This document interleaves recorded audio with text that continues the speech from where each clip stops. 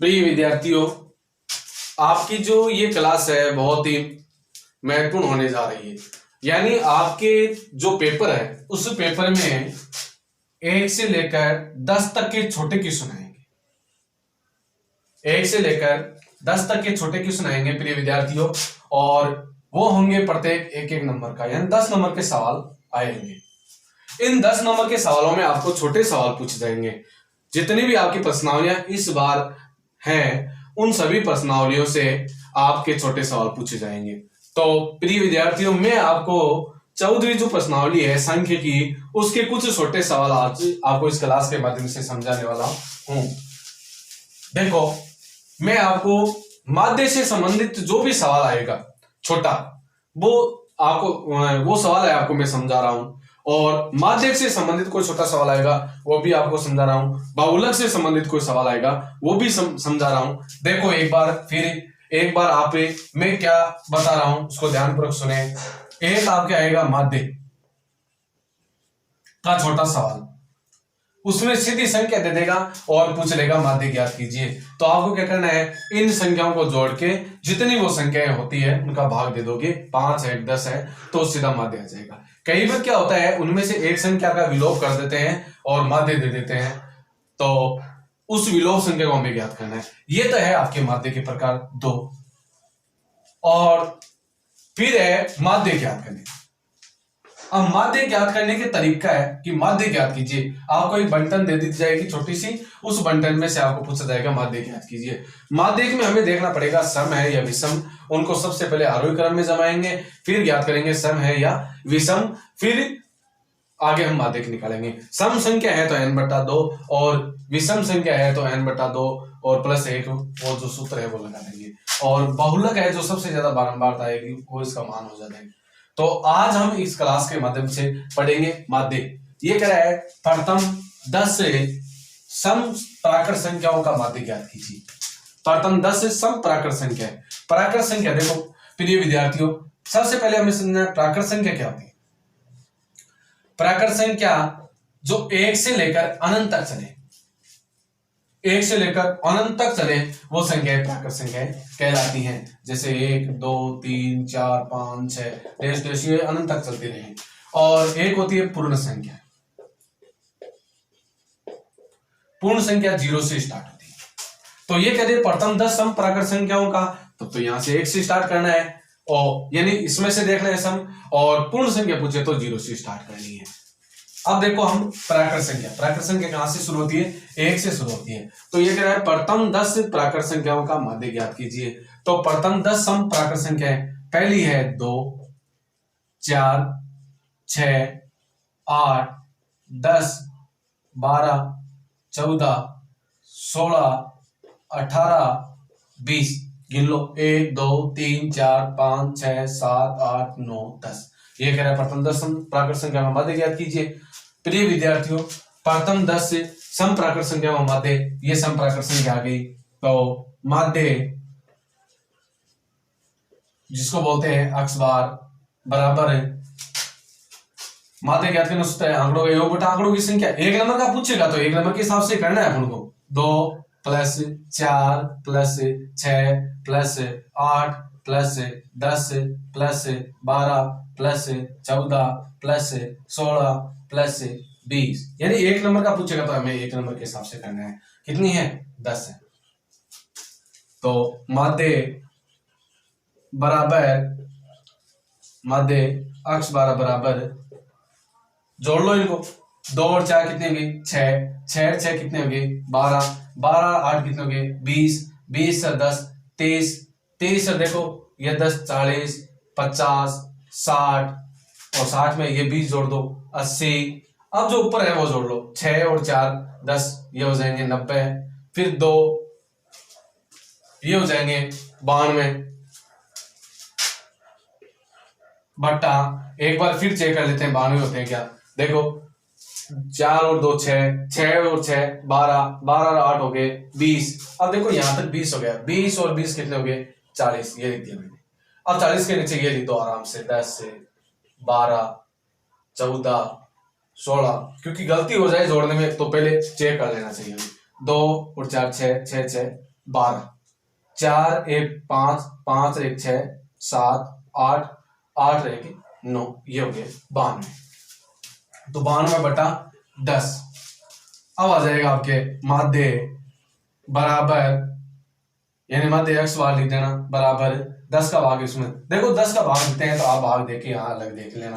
वैसे तो एक संख्या नीचे एक शून्य है तो एक संख्या 1 पॉइंट लगा देना, तो यहाँ सीधा हो जाएगा 9.2। तो देखो 10 का भाग लिखते हैं, 10 9 90 होते हैं सीधा, सॉरी 92 है तो 10 9 90 और कितने बचे, शेष पल 2 बचे, यहाँ पॉइंट लग जाएगा 20 लग जाएगी, 10 तो नहीं 20, आगे 9.2। तो यही तो हमें चाहिए था।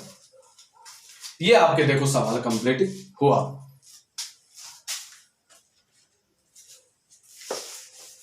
अब आपके इसमें से एक सवाल आएगा जो जिसमें मान देगा, अब वो मान वाला सवाल मैं आपको भी बताऊंगा। अगला दूसरा सवाल है,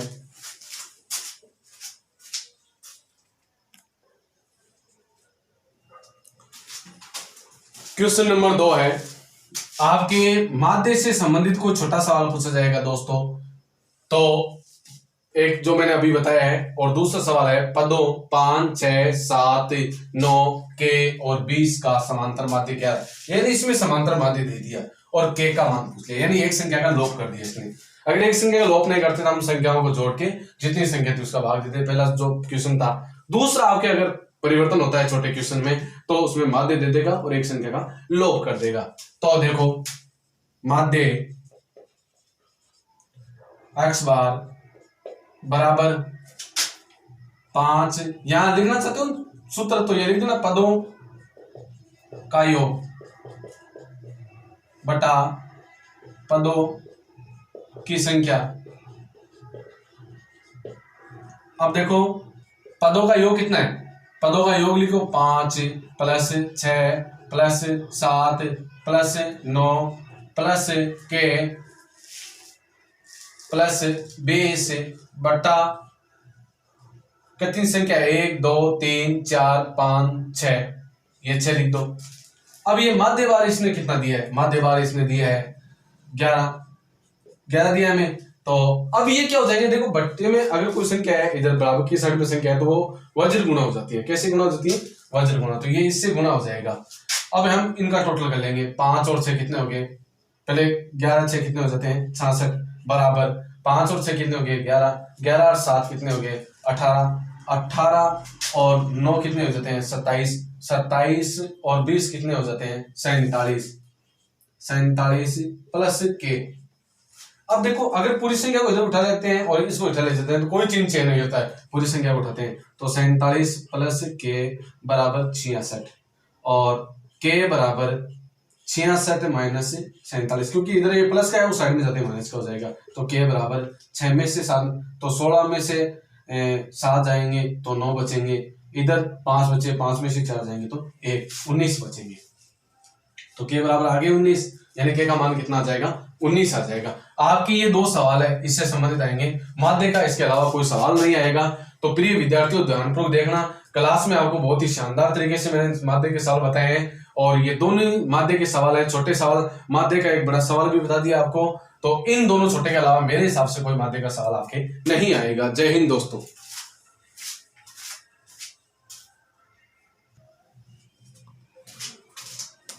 क्वेश्चन नंबर 3 है, आजकल विद्यार्थियों ये बहुत बार पूछा जा रहा है, आपकी जो अर्धवार्षिक एग्जाम हुई थी उस अर्धवार्षिक एग्जाम में आपके प्रश्न आया था कि माध्य की बहुलक और माध्य में संबंध बताइए।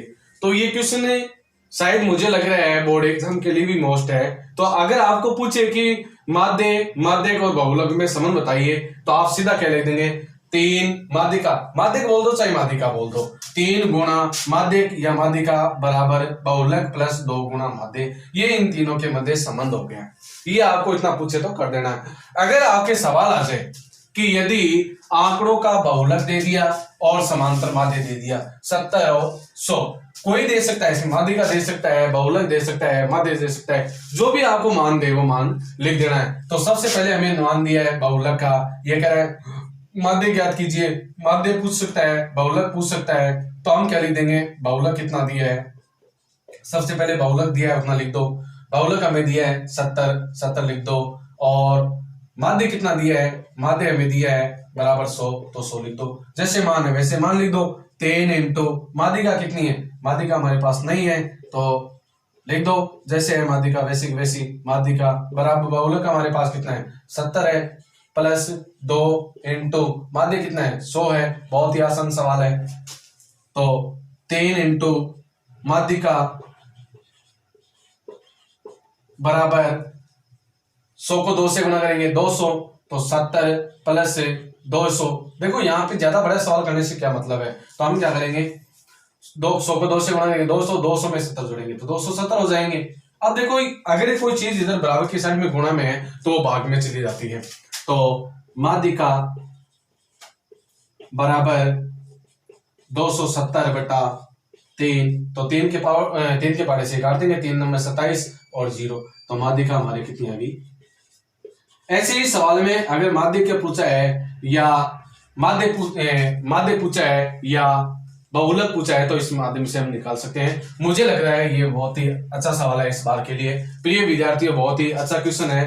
अब आपको मैंने माध्य का जो छोटे सवाल थे, माध्य का तीनों छोटे छोटे सवाल थे, वो माध्य के तीनों सवाल आपको बता दिए हैं। कल की जो क्लास होगी उस कल की क्लास में मैं आपको बहुलक की और माध्य के बारे में छोटे सवाल आपको समझाऊंगा। जय हिंद दोस्तों, अगर मेरी क्लास आपको पसंद आए तो सब्सक्राइब कीजिए और ज्यादा से ज्यादा शेयर कीजिए, और प्रिय विद्यार्थियों एग्जाम नजदीक है तो ज्यादा से ज्यादा फायदा उठाइए। जय हिंद।